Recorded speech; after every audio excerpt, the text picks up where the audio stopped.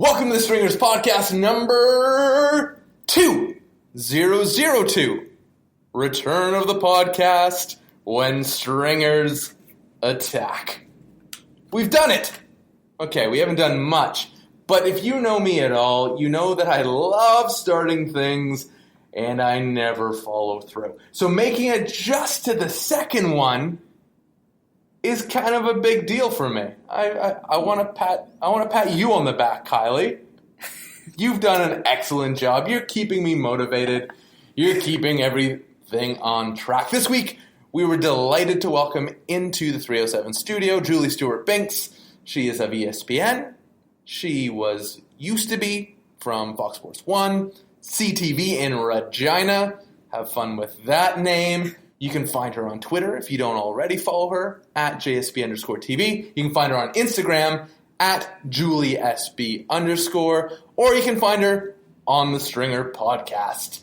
But before we get to Julie, we first go to Kylie, who is this lovely social butterfly that does all the cool things. So this week, what's going on in our fair city? So, on Friday, you could kick off with Beer Prov, which I think you'd like. Really enjoy. Beer Prov. Beer Prov. So, am I getting this right? Is it improv on beer? Hey, they're drinking on stage while they're doing improv.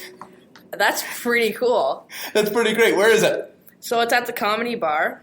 Friday night? Friday night starts at 10:30. Ooh. So all these audience members give suggestions. Yeah. And one by one, they pick who's better on stage.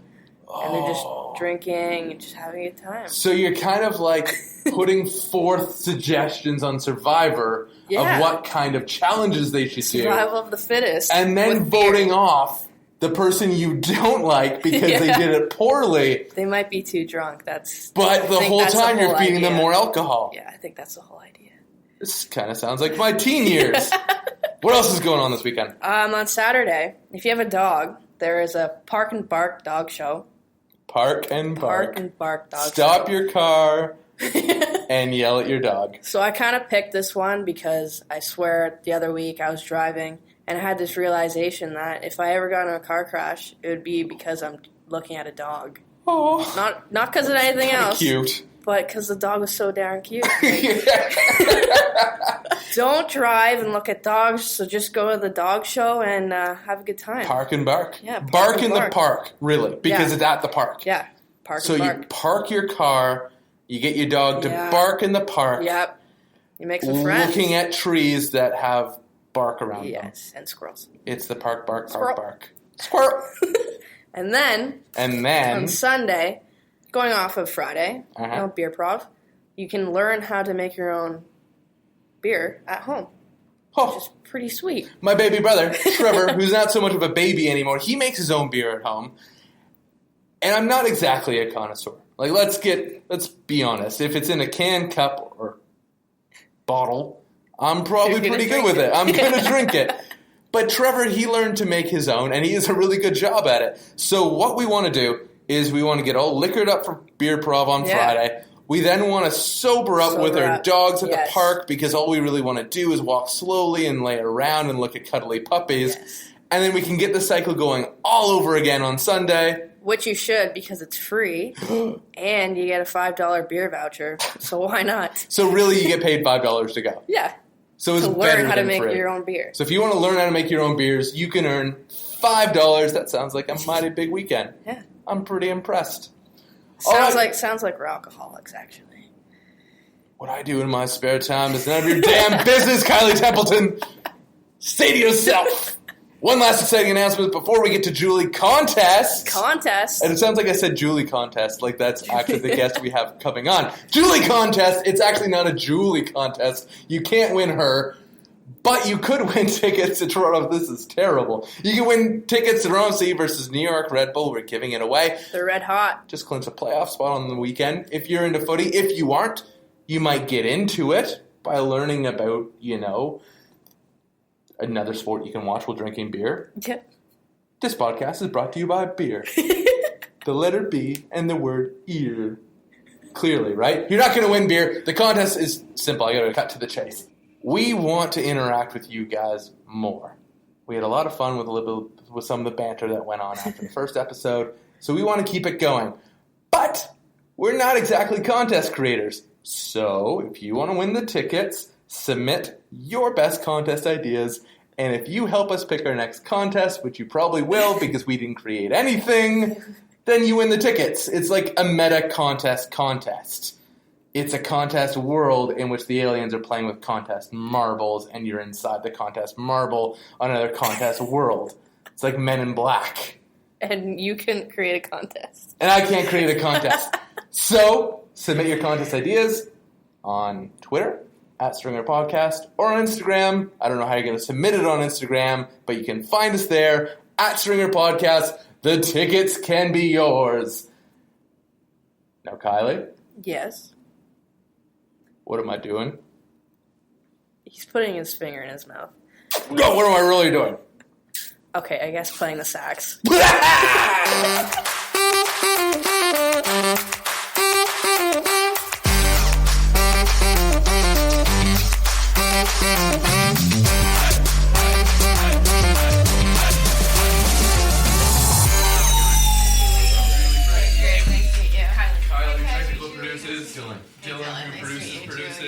Thanks, guys, for being so accommodating to my flowing schedule. Accommodating. We've been sitting here talking shit the whole time. We're just hanging out. So, just walk from the ACC? Yeah. I forgot how far it was until I was like, I should probably put this into Google Maps and see where I'm walking. Walk anywhere in LA, do you? It's not a walking city. No. So I was like, I should probably use my legs at some point. You know? Oh, it's like such weird weather outside. It's like so hot. Sorry. It's sticky. Yeah. Oh, yeah. This is what we do here. We all just take off our clothes and get really comfortable. You still in the same place? Yeah. On the beach? Yeah. Julie, okay, I haven't been to her place, but we were like a block or two from it last time I visited LA. And where did we go when I'm trying to remember the last time. We got lost in a fog of like whiskey sours or something. We were right near your place. You parked where you were going to park, I think. And then we went to a little bar that was right there. Yeah, okay, I remember now. And finished the night off. Yeah.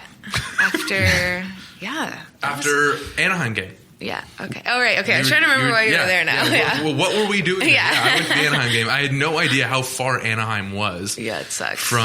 Because I was staying in... Manhattan Beach?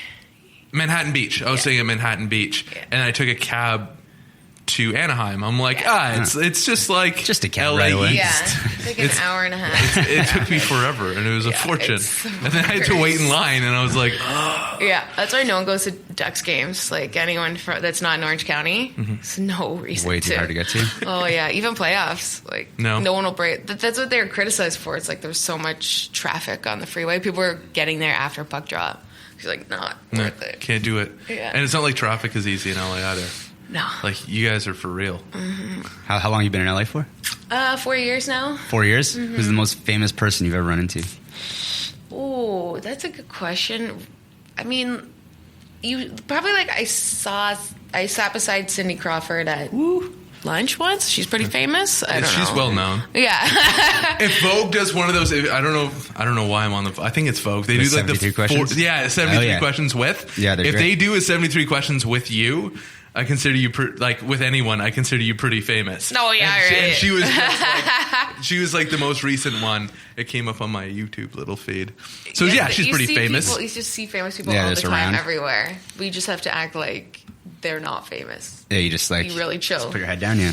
Yeah. What was she having for lunch? I don't know, but there's no one else in there. It's like her husband owns like a restaurant out there, so or in Malibu, that's where I saw her. Oh, okay. So there's like no one else there. Wait, Cindy Crawford has a husband? Mm-hmm. Ruined. Heartbroken. the dream is gone. It's been going strong since I was like 12 years old. She still looks great though. Yeah, of course she does. I think everyone in LA looks great. Yeah. Like I don't know if it's the trap of LA or the beauty of LA. You gotta look good. You gotta keep up. Yeah. That's the thing. Half of it's the stress of having to keep up with everyone else who looks great. And the other half of it's the fact that it's sunny all the time and I don't want to say it never rains, but it seems like it never rains. Yeah. And so you can always, like, you don't have an excuse not to be outside. Yeah. If you're not at Runyon like 5 days a week, you're just a lazy butt, you know? In Canada. Like, you don't have to deal with snow and, like, any of that stuff that stresses you out. When I was at home, I think my best workout was shoveling the line. That was like, I depended on that 4 times a week. That was both my cardio and my weights. Yeah. Just shoveling the line. That is not a thing. Do they have heated driveways yet or anything? It's like shoveling. Yeah, oh, definitely. Yeah. Do they? They do? Yeah. Oh, okay. When I was a kid, I thought, this is the most genius invention ever. I'm going to make $1 million off of this. Just like shoveling a driveway and sweating. Probably pretty expensive, though. I feel like it's only really nice houses like Forest Hill. Oh, yeah. It's a really... My brother installed... My brother's an electrician. Okay. And so he did all the wiring once for a heated driveway. Damn. And the future's now. In the garage, he had like an elevator to a lower garage, which was like a warehouse of amazing vehicles. Really? Mm-hmm. And then you just kind of park it on the elevator and bring it up, and it would go to floor level, and you could just park it on it and stay there if you wanted, or you just lower it and bring another one up. Was it Wayne Manor? Yeah, it was Wayne Manor. Okay. Yeah. That's what I thought. He lives in Richmond Hill now. He moved. Gotham's getting to be too much. I remember the first time I ran into a heated bathroom floor. Yeah. Not quite in Forest Hill, but hey, you know, she was in like a sub penthouse, but they had a heated bathroom floor, and I thought that was the greatest thing ever. Get out of the shower and everything's warm under your feet. Like a nice heated kitchen floor in the morning too. So nice, that. Yeah. Is that what you guys have in LA? Is that no? I had it in Kingston. Is that in Stewart-Binks Manor? Kingston? No. No, it's heated because there's no air conditioning down by the beach. So you were saying how warm it is. It's kind of sticky more than warm. I feel like no, today. There's no humidity. It's just no. hot. I meant here today. Here, yeah. Here you walked. It was kind of sticky today. Yeah, I've been without air conditioning all summer. And it's not like I'm in an old place. I'm in a relatively new condo. I'm in the same place like from 5 years ago. But my air conditioning's been out all summer, and it's right about now is the first time I've been miserable when I go to bed and miserable when I wake up. The beach, I guess you have cross breezes. It's like been not a great summer here. No, kind of up and down, right? Like I think not it would a whole lot of sun. Everyone from the south would imagine this to be what a Canadian summer's like, right? So it's 70 degrees Fahrenheit. Whatever that equates, like 20 degrees Celsius, something like that. That's where it kind of middles around. And not a whole lot of sun, no. Like, it's not been great. But now it's getting sticky. And usually what we experience in July, we're getting kind of now, and the humidity's kind of setting in, and it's just, in my little one-bedroom condo, it's not enjoyable whatsoever. Yeah, that's tough. So, how are you? Good. Are we recording? Oh, yeah, we're going. Oh, I didn't know we were recording. Got to tell me that. That's kind of, no, that's kind of half. You might say something. You might let one of the secrets slip. Like waiting. No. Got to say when it's on the record. No, it's an ease-in podcast. Okay. We might as well let the conversation I'm like, start. why is everyone like talking in the microphone? And you're not. To each other? Well, we are talking to each other, Julie. There are microphones here. It's just us. I might as well ask before. Sitting around the table. Yeah. If you want to edit anything out that happened like beforehand. That, no, I don't. No, I'm fine. No. That stuff's good. I just feel bad. I wasn't really like. No. I was just sort of. You're reading off the room for the moment to be like, okay, we're starting. Well, the idea in it, I think, is to take the formality out of it, and that's why if you just let a conversation kind of start going naturally, then maybe it's going to take somewhere. And it's not like there's no big question we're asking. Like there's no, tell me the truth about Julie Stewart. Like there's no big question we're hunting for, so you might as well just let the conversation go. And then if we could spend the whole time debating heated floors or heated driveways, and if we last an hour, that's good enough for me. Awesome. Okay, good to know. So, how you doing? You're on vacation. Where are we walking to? Yeah. I've just been here for the week. That's the thing. Like, if you live away from Toronto or somewhere, I always spend all my vacation coming back here. Mm-hmm. Like, I don't travel anywhere. Does it feel like a vacation though? No, it's like more stressful. Coming home is more stressful. Yeah, than trying to see people, trying to see family, fit it all in. Like every day is so crazy, and then still thinking about work because you're still like attached to all your devices, and it's like you got to keep those social media people happy. Like they need daily updates. They do. They want to make sure you're like alive and having fun, and so they can live through you. Yeah, like last night I went to the X, and we were right by BMO, and I like saw the heat lamps on the field. I was like, oh, I remember this last year from before MLS Cup and stuff. So I thought, this is exactly like, as a reporter, take a picture of it. And I asked Mike Mazzaro, like, hey, what is this exactly? Like, what am I looking at? And he told me. But that's like, you're still on, right? So I push it out, and it's like, oh, everyone's so excited. Oh, that's how TFC keeps their field good with CFL and all this kind of stuff. But you're still thinking about it, right? Well, I'm at the X, which is supposed to be fun. And was it fun? Yeah. Like, what was the most outrageous? So those who don't live in Toronto, I guess I've been asked so many times, what's the X? Where's BMO Field? Like they don't understand the idea, like right around it. The Canadian National Exhibition, and the fact that it's been going on. I'm gonna guess for 100+ years. I'm gonna guess since at least like my mom was a kid, she went to it. She's like, so I said 100+ years. You said since my mom was a kid. That was great. I've never been to the X. What happens there? Is it just like a fair, a carnival? What happens? Yeah, like I hear you can eat like gross things, and that's part of the fun, right? I feel it's turned into that experience. Sort of like unique fair food that's almost like the worst stuff for you possible, but so tasty. Last night when I saw there was deep fried spaghetti. Oh, really? I didn't have that, but that might be tasty because like a bit more savory. I don't even know. Gnocchi poutine. Oh, that sounds good. And then they have kind of like, they have deep fried bugs and chicken feet and all this stuff. Like, I'm definitely not into that. I love deep fried Oreos, but we didn't get that last night. I got one of those chimney stacks, if you've seen them. Oh, yeah. It's kind of like ice cream and dough or whatever.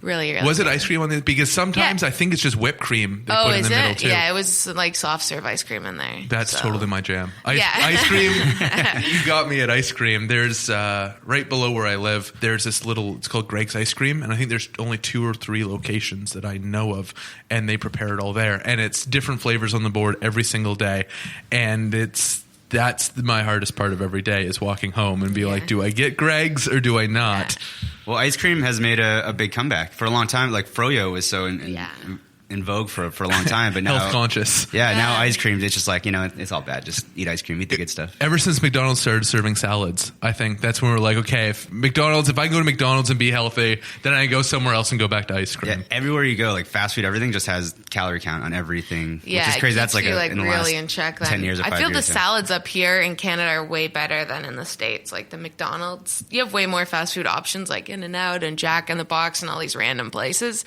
but the salads at McDonald's up here are way better. Yeah. Like tasting? It makes a lot of sense because it's the U.S. down there and they don't give up salads at McDonald's. Do they have to? I believe the States kind of, at least in the Western world, pioneered the idea of putting the calorie count next to it, because I always noticed it at the Starbucks, and they're like, yes, your grande latte is 560 calories. And I'm like, you gotta be kidding me. How much sugar is in this? And then I got it anyway. I noticed with the froyo though, like there was a place near my house here, Yogurtys, now being taken over by a Second Cup. So see, Yogurtys are going. Yeah. It is, it's the end. Second Cup it's a Canadian chain? Yeah, it's a Canadian chain. I haven't seen it south of the border. You spend a lot of time in airports. We both spend a lot of time in airports. You unfortunately seem like they always give you the back of the plane. That's like my favorite / heart-crunching part of all your social media posts is when you find out where your seat is. Do you have favorite spots now in LAX or wherever that you'll go to eat? Because that's become our thing over the last 3 years. Is like when we go to LaGuardia, we know our breakfast sandwich shop, and we only go there. And we're excited for every time we go back and play one of the New York teams. Well, that's a good call because the terminals changed at LAX. So Delta moved to where Air Canada was, and Air Canada switched to Delta, which sucks because there was really good like Rockin' Brews. We would go for like breakfast burritos if we're there really early in the morning. Now, not so much. LAX is the worst airport I think in the world. Just because of how busy it is? Busy, it's just like dirty. There's a million people there just lying on the floor like everywhere. There's no restaurants. It's like always under construction. It is is honestly the worst. And then they say, like, there's a bar. Like, there's no bar. It's just, like, a Burger King, maybe. Like, that's it. Like, the terminal just has a Burger King in it. That's where you shack up for your 4-hour delay that you weren't expecting at all. Yeah, I've been, like, knock on wood, pretty decent with no real delays recently. I've been, like, pretty bad back of the plane, no upgrades. But I've been flying a lot of Air Canada, and I realized Air Canada is, like, super socialist. Not just because it's, like, Air Canada. But, first of all, there's no priority lane, which sucks. Not like I would get it anyways, but everyone is. Yeah, there is Nexus and just regular. There's no TSA pre-check. That's the main thing. North of the border, yeah, or south of the border. No, north. No, it's only Nexus, global entry, right, or everybody. So when we have Nexus. When we're in the States, we can they tag on TSA pre-check on it when we have Nexus, and I'm guessing but when you go to the States, it's fine, but when you come up to Canada, it's, like, awful. And then, I think because there's only really 2 airlines that people fly here, that everyone has status. So that's why it's like... Are you knocking my status? I'm proud of it. I've worked hard for it. I have, like, shares in Air Canada. And I'm still, like, always at the back of the plane. I'm like, what? Zone 5. Like 100 million air miles on this thing and, like, don't get anything. But, yeah, it's okay. I haven't been traveling too much because we had a ton of LA games this summer. So, but now East Coast, we got a lot in New York. Actually, I have TFC in Montreal this weekend as well. This weekend being rivalry 2 weeks ago. This podcast is going up, I think, the 2nd week of September. So for anyone who checked out the TFC Montreal game, you will have seen Julie Stewart-Binks. She was fantastic on air. Like, she just killed it as usual. TFC won against Montreal. 6. 2, nothing. Then you can blank this out. You can just switch it out. Exactly. We'll just get you to patch in afterwards what the final score was. Yeah. But that was a really great game. Yeah. And what was crazy about it was that Toronto going into the match was on a great tear. You know, they had that midweek game against Philadelphia ahead of time that could or could not have affected the results of how they were around the exhibition. It's at home. Yeah, so that'd be cool. So everyone going gets free admission to the exhibition. Wow, everyone that's true. Who went got free entry into the exhibition. And they all had chimney snacks. And going into the game, Montreal too was on a tear. This is turning into a sports podcast. Actually, thankfully, this is like the one sport I can actually kind of talk confidently about. I feel I can't multitask, and I think that most people of my gender can sympathize with that, but I can only hold on to one sport at a time in front of me, and right now it's MLS, but everything else, knowledge of everything else goes. No, but like the world is so, there's no attention span, so like you have to be willing to drop MLS and in 1 second go to the next thing. Like, what is the most interesting thing at that moment, right? Think about Twitter, it's just like, no one clicks the links, they just look at like the tweet. Or the headline. They're just like, oh, boom, boom, boom, boom, boom. And then you click on the link and you read maybe a paragraph and they're like, Kate, let me check my text messages. What's my email? That is why I think I need to unplug for a while. Because honestly, my phone just hurts my head more than anything. I'm doing the right thing, and I'll go on and I'm reading the right news and I'm finding out I'm being current with current events. And then I realize that, first of all, it's misinformation or whatever. I read the wrong article. My aunt actually, funny enough. Misinformation, you're saying fake news out there. I try not to say fake news. It's kind of a touchy subject. But my aunt posted, this is the problem with Facebook too, is that you have to be connected to family. No, my aunt posted this article about the sun going dark for 15 days in November because of a gas flare out of Jupiter that gets sparked because Venus is bright or something. And I'm like, come on. And I wasted my time reading it. There's a lot of those conspiracy theories or whatever. Especially on Facebook. I find that's the worst. Oh, you can always tell if someone posts just a ridiculous headline, just the website is something so stupid. Like you just look at the website, you're like, oh yeah, that's not real at all. That's not like or by Times who's posting or something. It, It's like what's your social media engine of choice? What do you like the most right now? Depends. Like, I'm pretty into Instagram right now, just because I like that it's basically my own channel, so I can put out content. But in terms of finding out information, definitely Twitter. Almost nothing on Facebook, like non-existent with that. My favorite thing about Instagram right now is that I can have that night at the bar that I wish I never picked up my phone, and then all the posts are gone in 24 hours. Or you can delete it still, which is good. Can you Instagram stories? You can just go in and remove it? Yeah. Have you had to? You know from experience? If like something doesn't like it's like there's too many of one thing, so you're like, just take that down. I had too many deep fried spaghetti balls in this post, and people are going to start asking funny questions. It's like diluted, like the story, needs to keep moving. I can't have too many on one thing. You're constantly editing. Your stories. You're curating, which is our new obsession. It's like what scrapbooking was 5 years ago. Now everyone's curating their Instagram stories. Do people still use Snapchat? Because like Instagram's killed. Like, you know how Snapchat kind of killed Vine, or was that how it went? Yeah, and then video killed the radio star. Exactly, and I don't know. I haven't used Snapchat like in forever. Yeah, the Instagram story killed it. I do daily. I haven't really moved over to Instagram stories yet. Why? I don't know. I haven't moved over yet because of the people who can access my Instagram stories. I think that's it. It's like I have a different crowd of friends and people on Snapchat that I can be less intelligent with than I can on Instagram. Like there's a lot of people that I'm affiliated through work or whatever that know me on Instagram, and I'm really afraid of picking up my phone after dark and putting something on Instagram. It depends what you are okay with your message being. Do you know what I mean? Like I went right to Instagram stories because I like that there's a bigger reach. I don't know how many people follow me on Snapchat, but it was like I have kind of a random name, and I'd see like maybe 20 people saw a post, and not a whole lot. And then I started doing kind of Instagram videos, and I was getting really good feedback from executives at ESPN that were like, "Oh, I didn't know that you had like any personality at all because you're a reporter."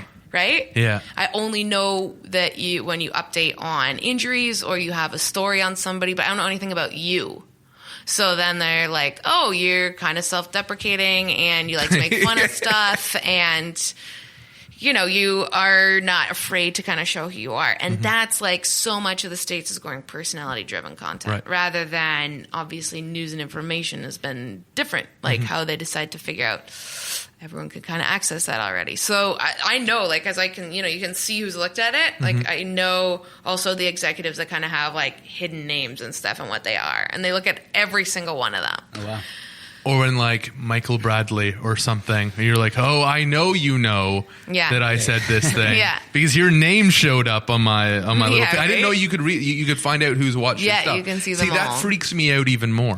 But, I mean, you're not going to... I'd stop sleeping. Yeah, but you're not going to go through every single one of them. Like, I just see the people I follow who have looked at it. And then if it's, like, other random people and say it is Michael Bradley and he has a random, like, soccer guy name or something, I'm not going to know that's him. Soccer guy 4. Soccer guy 4 TFC. You're like, right. So I wonder who that could be. So are you super conscious of what you're posting on social media? Because of, like will you post a night out with your friends and if you're drinking and stuff, that'll be totally fine? Are you? Yeah. But you are aware. You're very conscious of what's going out as a professional, and it's like your public to profile. See, definitely like professional, but also people want what's relatable too. So, for me, it's like, oh, they can see they already know your public persona on TV is like, reporter, blah, blah, blah, all this. But it's like, hey, when I go out, like, I'm just like everyone else. I might have like a couple drinks. I might have a hangover. I might be broke. Like, I'm just normal. Yeah. And people like that because I think sometimes they put people who are on TV or say you do work at ESPN and live in LA, everyone thinks everything's perfect in your life and they don't like you. Yeah. And it's like we're just the same, And so I found that, if you're going out and you find something ridiculously funny and you can make fun of it or make fun of yourself. I don't make fun of other people unless it's like my family. That's like your brother. Because you don't want to be like on there like, oh, look at what this girl is wearing. Unless it's super, super insanely ridiculous. It's like I have to put that up. And at that point, you're more applauding their sense of self and their ability to go out and wear that and feel completely comfortable doing it. For me, what I've enjoyed from you, here's my problem right now with social media is that I'm going to bring up stuff that you didn't tell me directly, but I know about you because we're friends socially, and that always makes me feel awkward. But whenever you show your hair extensions or your hair pieces, like they're just hanging on a towel rack or something, that slays me and freaks me out all the same time. Well, I mean, I think Erin Andrews sort of made that okay. Like, she put out something one time when she got Gatorade doused and was like, oh, all my hair extensions are, like, all...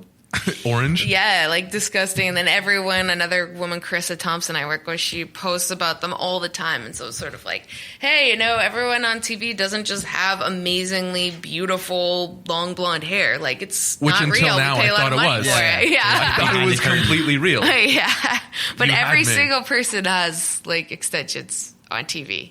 100%. Really? Yeah. I never thought that until I moved to LA and I found out. Like Hercules Gomez, for instance, who joined the FS1 squad. ESPN. Oh, he's on ESPN. Yeah. I'll edit that out. So Hercules Gomez, who joined the ESPN squad, hair extensions. Herc's been working really hard. Yeah. I saw him down at All-Star. I was an All-Star, and we ran into each other, and he and his wife are expecting their first child, which is really quite exciting for them. They spent a little bit of time, as you know, here in Toronto, and I got to know him, and he's such a great guy. It was sad. It was sad to see him go, and then the next time I saw him was at MLS Cup, as he and Stephen Fry hoist the trophy. Yeah, I know. which was mixed feelings. And then, oddly enough, the next time I saw him again after that was together again at All-Star, but Herc had moved on to his new role with ESPN. Let's not get that wrong. Killing it. He's been like working every single day. Had to move to Bristol, Connecticut too, and all. Oh, did he? Oh boy. But I think it was like the whole family was fine with it. Yeah, that's kind of the issue. No one wants to move to Bristol, right? It's tough. Like, it's about 3 hours from both New York and Boston. Yeah. So. What allowed you to stay on the West Coast when you switched from FS1 to ESPN? Well, I don't have to. I'm not in studio at all, so I can live literally anywhere. Stayed on the West Coast because I was doing Anaheim Ducks for the first half of the year, and then now I could literally live wherever. But you're not going to leave anytime soon? I don't think so. No. But it kind of is cool to know that, like, you could kind of go. Yeah. I mean, California taxes are so high, but it is California, so it's amazing. I'm not going to brag, but it's great. Yeah. You should all move there. All my coworkers live on the East Coast, though. They all live in Boston, Vermont, New York. Really? Yeah. Because ESPN, it's so Boston-centric. It's so strange. And then Fox is on the West Coast, and it was very LA-focused. Like, Alexi Lawless and my old play-by-play guy, John Strong. Well, he lives in Portland, but everyone lived in West LA. Coast. Really? Yeah, so it's a bit different. You kind of, like, don't have a job you go to. You just parachute into games and then go home. Pull the ripcord and then you're out? Yeah, it's like a really different world. I try to explain to people, like, I don't go in to anything. You know, like, I don't have an office. Like, it's just my house. This is the first time I think I've seen you in Toronto since you were in Regina. I think. Like, we haven't run into each other in Toronto. Oh, it's outside of work. Outside of work. We've seen each other because of work. But the times we run into each other has either been in LA, one time in SKC, I think, one time in Dallas. And for me, that's really neat because you get friends, but it's also kind of odd when you think the only time you get to see your friends are for one night in an odd city, like sitting in a hotel bar. Yeah, that's pretty much what it's like, honestly, like on the road always. But then it's kind of cool because you are jumping around to cities all the time, and so it forces you to go out and, like, see people that maybe you wouldn't, or you're like, oh, I remember I was in Portland the beginning of the year, and I met this awesome girl who's friends with my coworker Taylor Twellman, and then we're now, like, really good friends when I go to Portland. Like, I'll hang out with her. So, but I probably would never have ever met that person. Do you know what I mean? Had I not been doing this job and kind of open to meeting people. But then you're also so busy that I'm going to New York this week.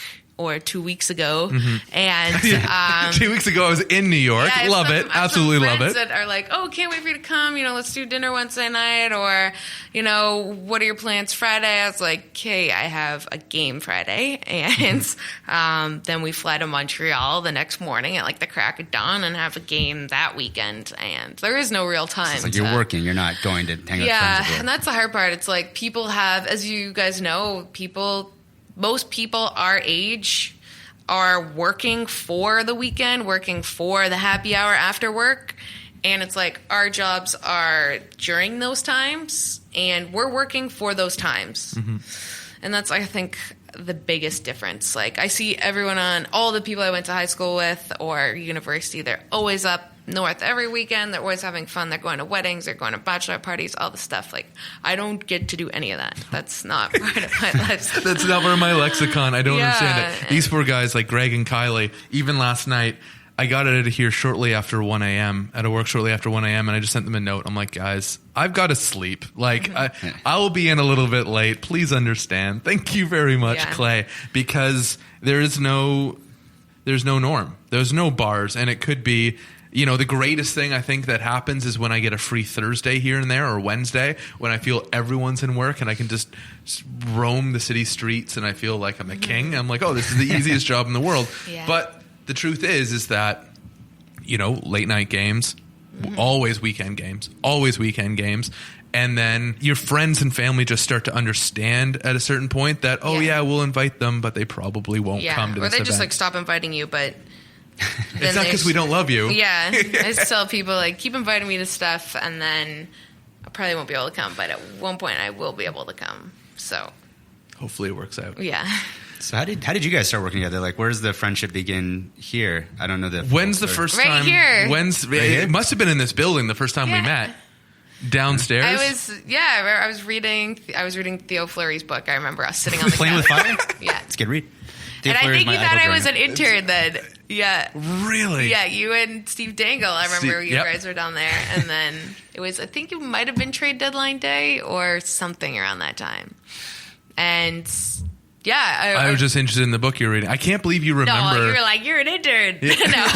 I'm like, and I was basically an intern. No, I just did some kind of freelance work for a little bit here. Oh, really? What were you doing? I did some junior hockey profiles. Oh, really? Like Marley stuff?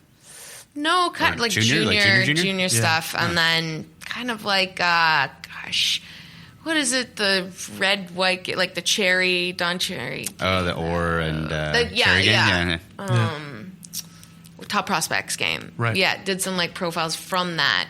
Kind of like, who are the Leafs interested in, and like who might be a good fit or something. You had a shoe-in, I guess, at the time because you had done work already with Kingston, and then also out in the Ice Dogs. I did that kind of like after St. a little Catharines. bit, yeah, but was mostly it after? Kingston here. We went to Brampton once together. Do you remember that to go shoot? Yeah. Sam Carrick. Yeah, but he wasn't even like. There was no Leaf idea yet with that then. Had he not been drafted by the Leafs yet? I remember he had like a nasty scar and he had a mohawk. And I'm like, well, this is going to be interesting. I think he might have just been like a top prospect or something. I don't know. Yeah. I remember we headed out to Brampton, did Sam Carrick there, and we shot the stand-ups like in... Outside Real Sports in like the version 1.0 of what that area looked, because they had kind of like that sporty wallpaper along the top. And you brought me and I covered one of the St. Catharines games. Yeah, Ice Dogs. I remember the Niagara Ice Dogs, I guess at the time, and you brought me along. Those were the days. Yeah. Not much has changed. I'm still basically working for free. Yeah, I know. Like when the end of the month comes and I pay all my bills and I save for my next, like the first of the month and you have to pay rent again. Yeah. It's still like $14. It's my magic number. I'm pretty sure $14, and I know exactly how many bags of rice that can buy. You live in the distillery district. Yeah. No. That was awkward. On the beach. Like we have a different. That's all we did. I have a roommate. Everyone turned me down. Yeah. I need a roommate. You were in England before that. Like, that's what fascinates me about you, is the fact that I watched you go we've been friends. I didn't watch you go. We've been friends from when you were in Toronto. You're still sitting here with the place we met. No, I'm joking. Which means I haven't grown at all, which is really sad. You're just the last one standing. Barely. No. On a peg leg and 3 crutches.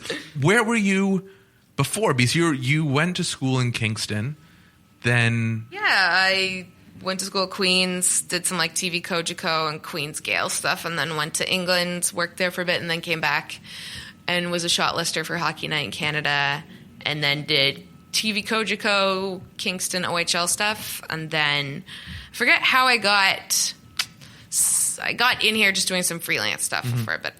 What'd you do in England? Just my master's there for a year. Oh, really? Whereabouts? Yeah, a school called City University. It's like UCL. It's part of that now. Okay, but it wasn't at the time. Oh, gotcha. It's like a smaller journalism school in central London. So. Nice. When I was given the office, I'm actually at Greg's presently, and then I moved over one. But when I was cleaning that out, I think I sent you a picture, a snap, that it had your original demo reel and your original CV like in a folder. Really? And I'm like, so funny. I'm going to get her to sign this, and I'm going to frame it. This is going to be worth something one day. Oh, man. I sent those everywhere. But it paid off. Like in sometimes the weirdest back channeling of ways, but you kind of put yourself everywhere and you make yourself known to everyone, and as soon as there's an opportunity. Yeah. I mean, if those resumes are still hanging around, like that's even kind of how I got into CTV Regina. I didn't the first time around, but then when they saw I had applied for a job, they're like, oh, we remember you sent in all your information like a couple months ago. So they knew I wanted to be there. So then that kind of helped me along the process. But I had a girl shadow me recently on the sideline, and I kind of gave her all that advice. Like, getting to where I am right now took a lot. And I'm still not even anywhere near where I want to go. But I was kind of trying to tell her, like, it's not easy, but if you work hard enough for it and you want it enough, like, it will happen, but you have to work for it. Like, it's not just nothing is gonna come easy. And I was just telling her, you gotta send out like demos to everyone across the country. And I told her, because she's in LA now at UCLA, I'm like, go to Jackson Hole, like go to, these are like, Wichita and all these really small towns. That's like the Regina of I don't know, I've never been, but like there's a lot of places. Like there's so many cities in the US. Like go to, so many people want to try to make it. If you already went to UCLA, you're going to want to try to make it work in LA. And that's like one of the biggest markets in the United States. Right away. So find the niche market. Yeah. And so many people won't do that. And so, but she was really open to kind of going to do that kind of stuff. And it was good to see someone young and give them my, advice. Do you feel that it rejuvenates you a little bit and it lets you appreciate the journey you've taken when you get to see someone that are in those entry stages and you can kind of, the same time that you're helping them, you're also reflecting on the journey you've taken? Mm-hmm. Yeah, it was like really refreshing because she was watching me as I was doing an LA Galaxy NYCFC game. Mm-hmm. She was like, how do you know what to look for and how do you just do these, like everything so succinctly on air and you don't mess up and all this. I was like, well, I mean, aside from being super smart. And no, you don't think like it's that big a deal. Mm-hmm. She's like, you just told that story in like 10 seconds and didn't stumble. I'm like, I don't know. You get so used to doing it. I told her, I'm like, you have to remember, I've done this exact same job for 3 years now. So I know how to do this job really well. But then it reminds you of sort of the first time you did it and how awkward you were. Even that, I told her, I'm like, I still get nervous before these games. Like before I do my opening hit on national TV, like I know I can't mess up. I know that in a bar, my face is across like 20 TVs. And when your face is on TV, if you stumble, like more people are notice it, right? Mm-hmm. If it's just your voice. She's like, that's so much pressure. I'm like, but that's sort of like part of the job that you really like. Like you like that you get this intense, it's like fight or flight. Like it's going to go way, way up, but you have to learn how to kind of like bring it down and use it. It's like, the performance aspect of it. But yeah, it was nice to kind of have her, she was like, reminded me just like how long and how much effort it took to get to that point. Well, that's the thing is before that is like, well, you got all your reps in, right? Like you did it for years before that. So when you get to that stage, it's like you're not as nervous as you would be because... Yeah, and also the job's not that big. Like, we always put it on such a pedestal. Like, oh my God, to do NFL sideline reporting or to host a Stanley Cup, that would be so much. And it's like, it's not really. Like, I shadowed an NFL sideline reporter and it was not that big a deal. Like, it was not that much more from what I would do on an MLS sideline or... getting to host certain things, like it's not that much different from, it's just a bigger audience and like probably more money, but it's really the same thing. And you have way more people helping you at those points probably too. More money. Yeah. I like how you said that. But it's like not that big a difference. And I think like I think we put way too much expectation and emotion attached to certain things that, oh my gosh, well, I grew up in Canada. There's no way I could do college football. Well, why not? Like, why can't you learn something that maybe you didn't grow up with and succeed at it and work hard at it and learn it. Like and college football is huge. Don't think you can turn your back on that kind of audience. It's unbelievable. It's starting up soon, or already just started up. And man, that first game, that red team took on the yellow team, and it was great. But we put these weird limitations in our own head, like, well, I grew up here, so I can't do this, or I went to this school, so I can't do that. And it's like what I've learned, because my journey has been so random, and now I'm actually covering college football this fall. Congratulations. Thank you. That I always thought, how could I do that? Like, I grew up in Canada where it's like 3-down football and there's curling and hockey and blah, blah, blah. It's like, no, you can do that. Like, have you done a curling match yet? I've done tons of curling. Have you really? Yeah. Of course, when you were with CTV. Yeah, I didn't know curling at all before I moved there. And then you learn it, and I wrote highlights on it, covered it. Like, things aren't that difficult. Well, that's the one that you touched on, just like being from Canada. I feel like anyone who works, especially in this business in Canada, like the holy grail is like, I gotta get to the States. I gotta go work for ESPN, or I gotta work for Fox, like exactly what you're doing. So how does that transition happen? Like, how did you get their attention and get down there? Well, it's always like random opportunities that sort of happen. Mine was, I did a documentary on a hockey player, Ryan Murray, who was like near where our station was in Regina. And then we did like a whole behind the scenes all access thing, and his agent was like, hey, I'll introduce you to our agents with Octagon.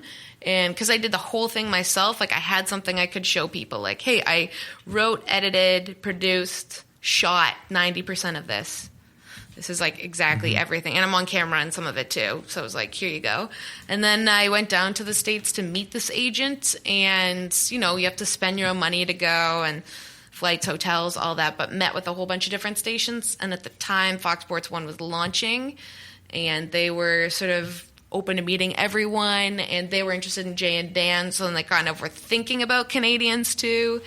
And then they, I went back down for an audition, and you just don't really think too much of that kind of stuff. And I think that's what helped. Like, I wasn't nervous because I thought there's no way I'm ever going to get this. And then for whatever reason, they kind of wanted people no one knew. So it wasn't like you were attached to a network. Like, they took this person from ESPN. They want to build their own brand. And but it's all random. Like, that's a really nice way, I think, of saying they want to limit their budget at the same time. They want to grow their own talent from the grassroots up. Well, definitely that. But then they just, because they audition people from all over. Like, I saw the list. It was in front of me before I went on, and it was like, why wouldn't they just hire the person that was going on ahead of me? Like, she's a way bigger deal. But then it's sort of, then you bring sort of the background of what you had at that other place. And like, I think they just wanted new people. Because I look at, for sure, I was way cheaper than hiring one of those people, but then everyone else they hired didn't have that background as well. Jay and Dan were new to the States. Like, no one had even seen them before, right? They could have gone and hired 2 guys from like ESPN or wherever and made them big stars, but they decided to go with those guys, right? Completely different. You did one of the nicest things, and you brought me onto the Fox lot, which when I visited LA, and I was head over heels, being like a movie kid my whole life, being able, and then in the sports guy as well, getting on the Fox lot was unbelievable. And very humbly, you kind of like walked me through all this awesome stuff. And then you're like, and this is the corner where we set up. And this is where I work, and this is where I do my stuff. And to me, it was still amazing. To you, it was a work in progress. And you said, even like where you are right now, you're nowhere near you want to go. But when you look at those years that you spent at Fox, you have to appreciate the growth and maybe some things in yourself that you found and that you discovered and helped maybe narrow your abilities, but narrow what you wanted to do. I think you just like learn to become more adaptable and flexible to certain things. And like, I'd never done soccer sideline reporting or any kind of reporting like that. And now it's second nature. Like, I would feel really comfortable doing that. But you just have to be willing and capable to do whatever and just mature in the process. Like, we're going to go live across the country in 10 seconds. You just have to read the teleprompter right now. Like, you're not going to know what's coming up, and you can't freak out. You just have to like go with it. So learning those kind of thinks were like was very helpful in that. And also just seeing the ebb and flow of the industry, because, you know, I think all of us thought we would be at Fox for a lot longer, and then new bosses come in, the whole direction has changed. They get rid of any news information highlights and go strictly for debate shows, and then that changes sort of your trajectory. And so you have to be okay with changing, you know, your own path and it's a humbling for sure, because you sort of think like, I'm going to keep doing this and I'm going to keep doing this, and oh no, I'm not. Like, I'm going to maybe go over here, I'm going to do this, or maybe I do have to move to somewhere random and do this, and that's just like all leave part your beach of it. house. You know, not, I would move. not see like the sun I'm every not day. like attached to it. You know, You're never there. That's why. You're always on the road. Once you're in the States, like when Fox hires you, is it like they probably could have hired American, would have been easier for them? No, like to get you down there, isn't it? Like, what's the difficulty of getting like green card or working visa? Then it was like getting stuff? a visa, so I had to wait like about 3 to 4 weeks for that to come through. Was that like once you have the job, it's totally fine? Like it's easy to get, or is it? Yeah, difficult? they do it, and they worked with my agent to have all the paperwork and everything done, just because it's such a arduous process to kind of get all that through. But it's common now. I mean, just there's so many different types of visas. Obviously, with Canadians working down in the States, I assume these days it's a little bit maybe more difficult to get those. But at the time, it wasn't too bad. But when you look, like so many Canadians are going down there to work all the time, especially on TV. And I think that was something you grew up in Canada thinking, okay, well, I'll work in Regina and then I'll go to maybe Edmonton or Calgary. Maybe that Vancouver I'll get an opportunity, or I get one in Toronto. But it was like Tetris, and there was only an opening if someone else moved or if someone retired. And then it was like, this is going to take forever if I'm trying to get to it. And then, hey, wait, there's this whole other country down here. And look at all the NHL teams they have. And look at all the, random even startup. You know, you have like things like Bleacher Report and, you know, anything. You're good friends with Katie Nolan. And she too had an interesting road into Fox, where she went through like I forget what they were called, but it was like a web. She did like web commentary. For years. Years. She just hammered away at it, and then she ended up being, I guess, an East Coast correspondent for Fox. They found her. They had a show called Crowd Goes Wild the first year in New York with Regis, and he was really. Yeah. Wow. Yeah, he was the host. And Katie. Katie was like a random on there. Like she was the online social media person, and then ended up being like way bigger than not Regis, but everyone else. The great thing about Katie is that, and I suggest anyone check her, I think it's just at Katie Nolan, I guess, on Twitter, is that she's got a real sense of comedic writing and timing to everything that she delivers. And it's, I would say, a breath of fresh air in the sports world, where perhaps the biggest plague that happens is that everyone takes everything way too seriously, and they feel that their one-on-one is the most incredible one-on-one that's ever been given, or they just put too much weight on someone getting injured or something. But she brings this really fresh take to everything. Yeah, kind of like nice. What people would be saying if they're at a bar watching with their friends. And I think that's sort of, she's definitely started a trend of that's what people want.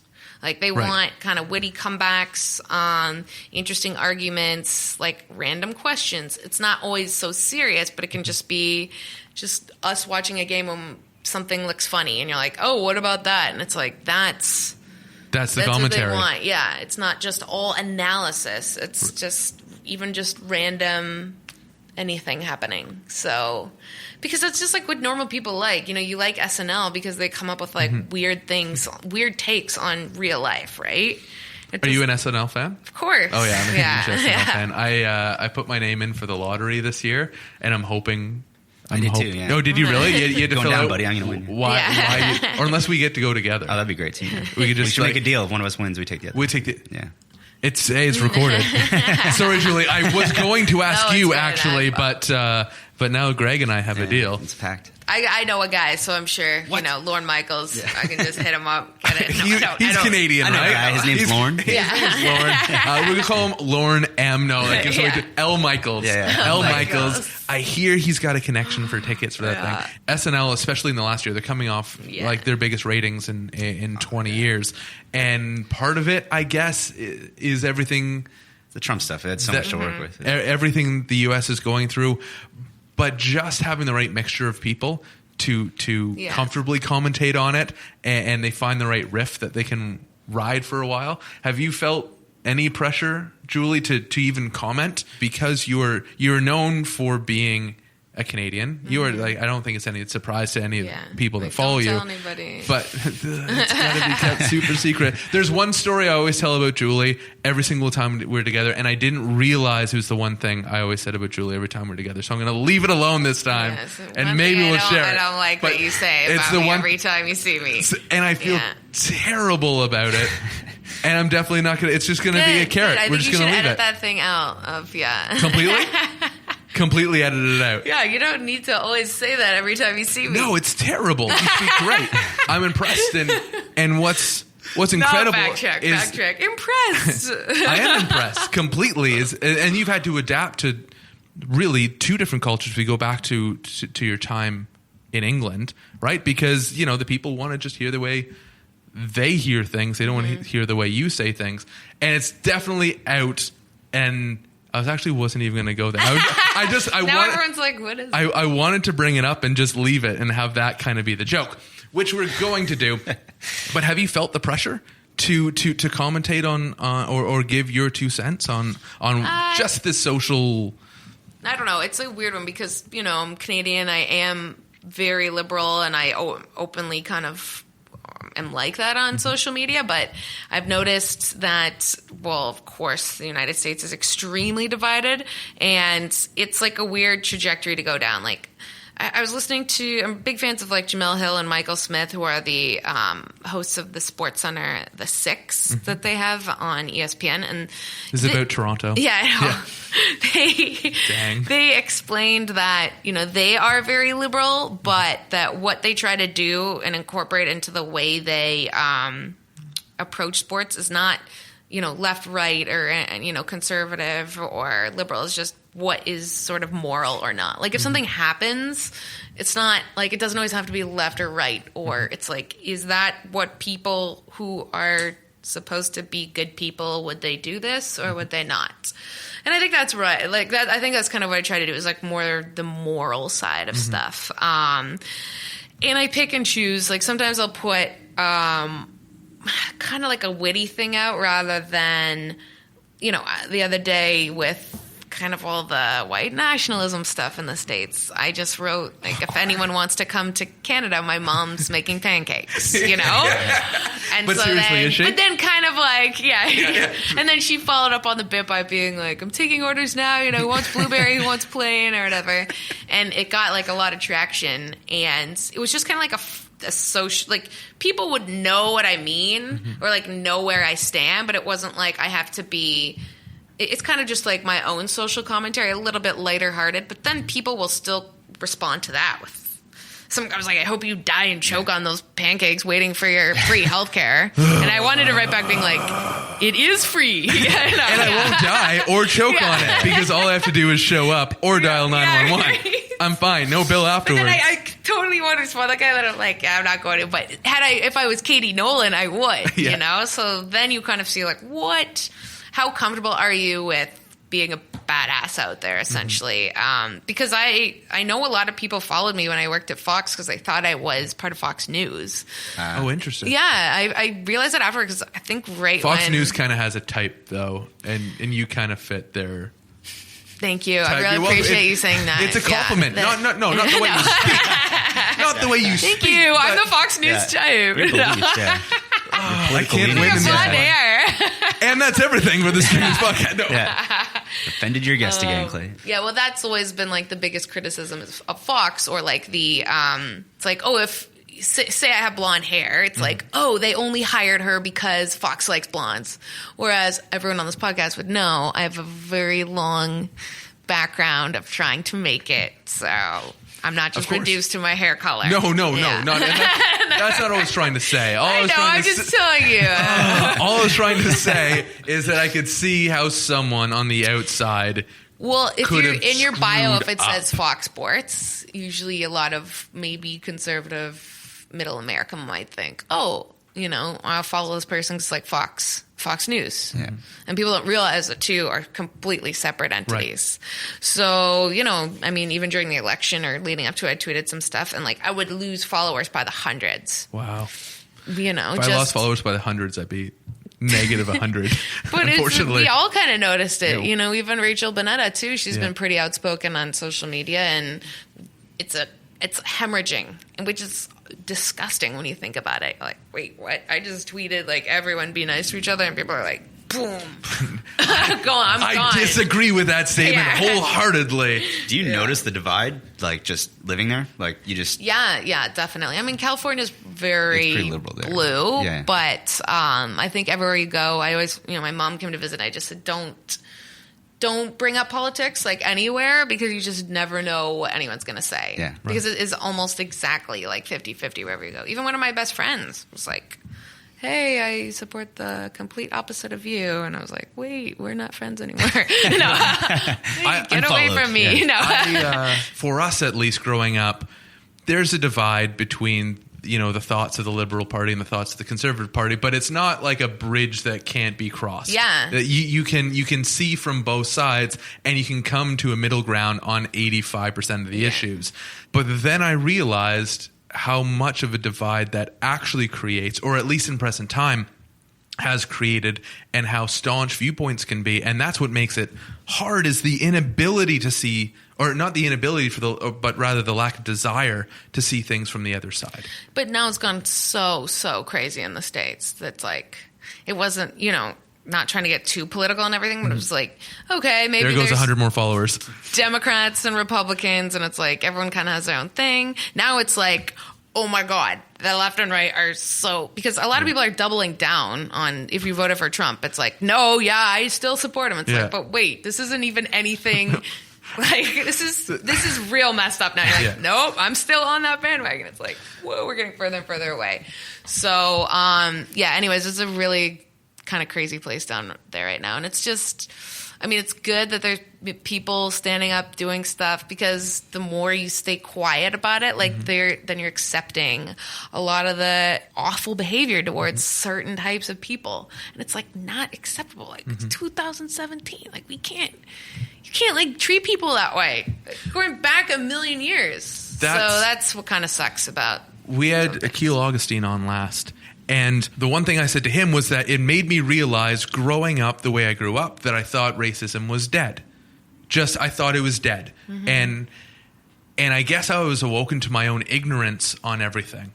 And that was, growing up in a school with very little minority, very few minorities in my school. And then I moved to the city, which is a very multicultural city in Toronto. But I thought it was a thing of the past. And that has been the big awakening, that not only is it, still top of mind for many people, not far from where we live, but it also takes voices to stand up to it.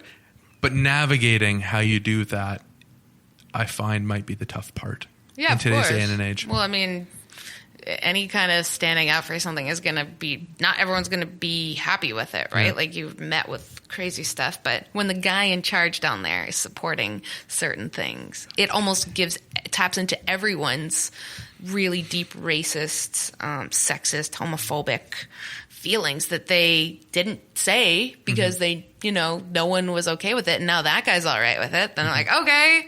Yeah, it's then I can say that. Yeah, it's It was our conversation earlier where we kept trying to one-up each other on where we live. But that's what it becomes. It's well, you can be this outrageous, I can be that outrageous. And you kind of keep building on that. This has taken a turn I didn't expect it to. Wow, now on the next political podcast, we discuss I think it'll come hunger. To a head at some point. I think it will. I mean, it's always nice coming up here and everyone's... I don't know sort of the breadth of who listens to this podcast, but everyone in the States is right now it's the five of us. You're from Canada. That's so great. Can I have your passport? And also your prime minister is amazing. All the time. That is. He got the cover of Rolling Stone. Always. Yeah. He's kind of good looking. It was the day he got on the cover of Rolling Stone, and he's dancing on the gay pride float last year, and just everything to everyone. It's just the juxtaposition was just mind-blowing. Mind-blowing. Shocking. Yeah, so. What's September look like for you? Yeah, I know it must be. Yeah, it's actually really exciting. We have a U.S. World Cup qualifier. Right. ESPN doesn't have the rights to the World Cup, but we have a couple qualifiers which are going to be pivotal because they could clinch. The first one is against Costa Rica at Red Bull Arena. And then we have the next one in Orlando against Panama. At the new stadium? Have you been there yet? Yeah, I've done a couple games. I haven't seen it yet. I missed our trip down. Yeah, it's great. I mean, it's raucous. It's like right in there. The whole wall they have, like that you can't sit, you just stand. Yeah. It's really neat. It's weird on the sideline because as a sideline reporter, the seats are really low behind me, so I usually either just like kneel on the ground or sit on a tiny stool, which is not conducive because everyone's just yelling at you the whole time to right, move. Get out of the way. So I think what we're going to do for the game is like I'm going to get a ticket and I'm going to sit in that front row, like beside Bruce Arena. Oh, that's really neat. Yeah, because the seats are also the coaches and like the technical area. It's like all in the crowd almost. You know, like some places. Sporting Kansas City, I think it's the same way. So that sucks. Like from a broadcast perspective, it makes it way Orlando easier. Stadium is not great. Yeah, because it's not like people want to touch the microphone or anything. If you're sitting in the crowd, everyone has something to say. I would just hide it though. But if I can be right beside Bruce, then I just am like sitting in the crowd like that and just lean over to interview and look like I'm on the sideline. Get this woman out of here. I think she's crazy. Then, as I mentioned, I'm doing some college football games, and my first one is Iowa State. Oh. Big Iowa rivalry. I can't say I know a whole lot about Iowa State. Because I got, I've only ever done one college football game before, and ironically, it was at Iowa State. So I guess that's sort of like my alma mater now. You've been typecast. Have you drawn? Because I know you've had friends that had certain alma maters in the States. Have you, aside from Iowa, that definitely has your heart? Iowa State. Yeah. That definitely has your heart. I got to get that right. Yeah. Have you fallen? Have you drawn to one team or another when it comes to college basketball or college football? No, not really. I mean, like I've been to UCLA and USC games and stuff. And I like the Pac-12, which is like the West Coast, based teams, and those two in particular. But not really. I mean, some of the Big Ten schools, like, I don't know. I don't really have anyone in particular. But I've been to a Kansas State game and kind of going to, like, Kansas State Auburn, and that's, like, people are obsessed. And they're, they're tailgating, and they're just... It's kind of like I liken them to soccer too, kind of that tribalism of the people and the fans and the culture. Like they're so into it, but it should be interesting. And then I'm going to do that, and then I'll still do MLS playoffs or like leading up to MLS playoffs, and then I still will bounce between the two. Yeah, so I'm excited. That football is your hockey this year, I guess. No, not necessarily. I could also still have hockey in there too. No sleep for the wicked. Yeah, or for the charming. For the wicked. The wicked and like meaning awesome. Very charming. Yeah, by wicked. Awesome. I had to fill out my trifecta of insults for one podcast. That's all good. This is terrible. It's really nice knowing you. I know you're not going to speak to me again. But hey, I'll never come back here again. No, I'm joking. Oh, you guys are gay. Especially the ones that haven't spoken the whole time. Hi, Kylie and Dylan. Hey there. How you doing? Good, how are you? Am I going to wait till the end of this podcast to talk? Is that all right? No. I think we're wrapping up pretty soon. Okay, good. You did this was I got to wait, and that's fine. Sweetest thing you ever did? Remember when you bought me a Rough Riders hat? Yeah. Because it's cold in Canada. You all got to have toques. And then I made you a promise that I never lived up to. I had promised you. I'm like, this is amazing. I'm going to wear this. I guess north of the border it's a toque, south of the border it's a beanie. Yeah. Am I right? Mm-hmm. I'm going to wear this beanie to every sports stadium I go to and take a picture in front of it and send it to you. Yeah. Riders would like that. They would like. Mm-hmm. They'd be into that. Would you do CFL if given the opportunity? I mean, the States, like, ESPN has it, the games on ESPN too. But that's mostly because people are obsessed with football, so it's in the off-season of NFL and college, they're just like... Okay, we'll watch CFL, I guess. And, like, they're so into it. We were in Chicago last weekend, and I was winding down, trying to get my brain out of everything, because we had an early flight the next morning. And there was, like, the CFL game And I was blown away, and I had to I had to check where I was again, and then I was looking at the right channel again. I was so confused.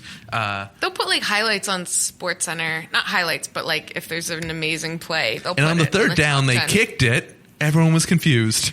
Yeah, they. I shadowed these two guys, Neil Everett and Larry Beal, on SportsCenter. They do the LA-based version, and they at the end of the show they were just joking about how the Ticats only scored 1 point, and I was on the side of the set, and they yelled at me live on air. They're like, "How do you only score 1 point?" I'm like, "It's called a rouge," and I was trying to explain it to them as they're going off. Everyone's trying to figure out how do you score 1 point. I'm like, what is all this Thank stuff? goodness they had you. I would have no idea. I was just surprised at that moment I was ready to answer that question.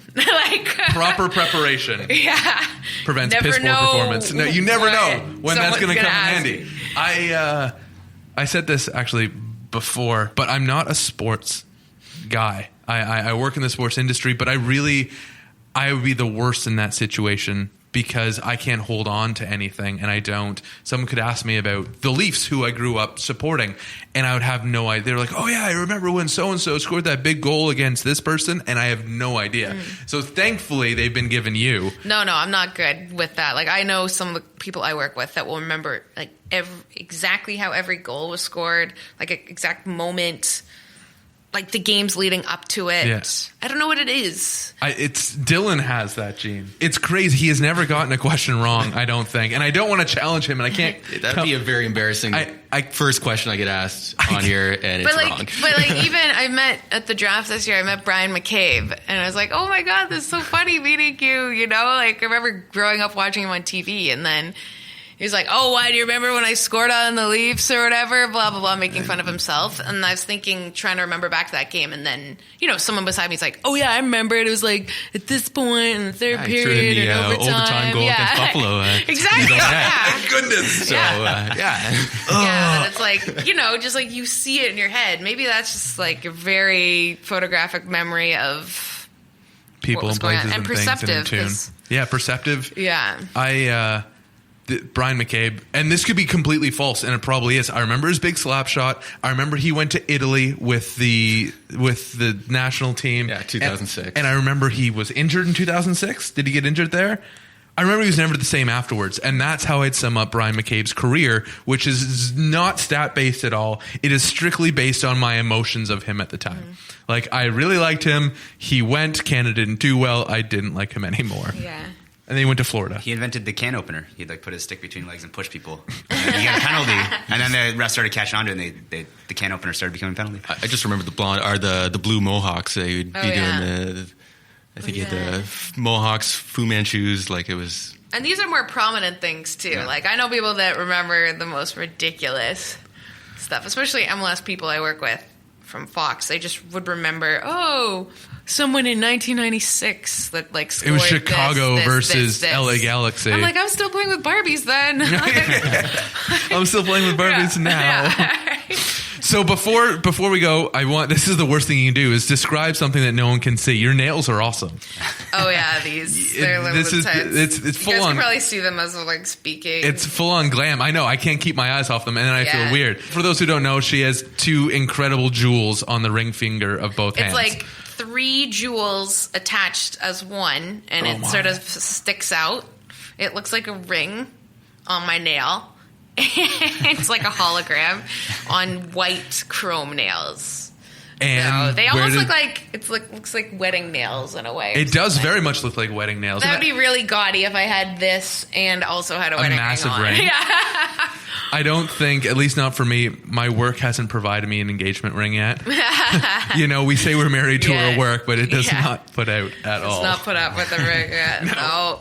No, I got these done in LA at a super Beverly Hills place for a lot of money. So we're there in 3 weeks. Will you take me? Actually, this is where I got the nails. Same place I got MLS nails last year. Because they will do anything you want. So I'll do that. We have MLS Cup on ESPN this year, so I'll do it again. I'm curious, what nails will I have? any early guesses as to what 2 teams? I think you don't want to jinx it, right? I don't want to jinx it. Hometown guys, they're moving on up those record books. TFC and Portland or a rematch of Seattle would be great. A rematch would be crazy. Mm-hmm. fans would really get into it, I think. The Seattle fans are great. Yeah. And that's one thing I've always enjoyed about going up to Seattle is their fans, like, they're in for the sport of it. They have their fun and they get into the game, but they aren't dickheads. Right? You can shoot them a smile and then everything is good at the end. You know, it's all for the sport of it. Yeah. We went from nails. I was actually going somewhere else with nails. We went nails to MLS. I know, but that's because I had MLS nails. Nails to Lady Gaga and to Alice Cooper. Mm-hmm. Another one of my favorite things about you is you definitely get into the spirit when it comes to concerts. Have you had a good time in LA over the summer? Just the last week, went to Lady Gaga and Alice Cooper. But I always like dress up. Kind of like get into it. You did the same thing in Toronto. Yeah. Didn't you? I'm gonna go. I'm actually gonna see him in September, and both of them are in September in Toronto. So I'm trying to get back for them, like work it with being on the East Coast and stuff. So, but yeah. What is the? Do you have like a criteria for your Lady Gaga get up? Like, do you go for one album look and then the next? Do you go for another album look? Just a bit different each time, but it depends. Like, I just went to a costume store, and I just try to figure it out. Like, the wig is the most important part with Gaga. So you can go short, long, bangs, no bangs, like, hat, something else. But it just depends on what's available. And time is of the essence, so I'm not going to go around to many stores. Have you had to travel with any of this stuff in a trunk before? Because that could be interesting. No, I haven't traveled with it yet, but I might bring some back that I have bought already. Yeah. I wish I had friends as cool as you. Really, I would love to dress up, but you can't just go alone. I dressed up by myself. Really? But my friends wore wigs. They didn't do the full outfit. Yeah. I want to dress up.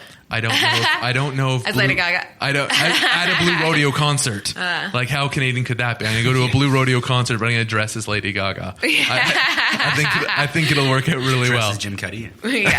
I can't. I dress already. I'm wearing a plaid shirt. Yeah. Like, how much more Jim Cuddy can I be? These are people that are like so into the theatrics, right? Like, Gaga is everything into that, so makes it more fun. Well, Jules, it's been great. Yeah, thanks for having me on. I've missed having you in the city. It's fun when we are able to reconnect in the real weird places that we do. Over this microphone right now.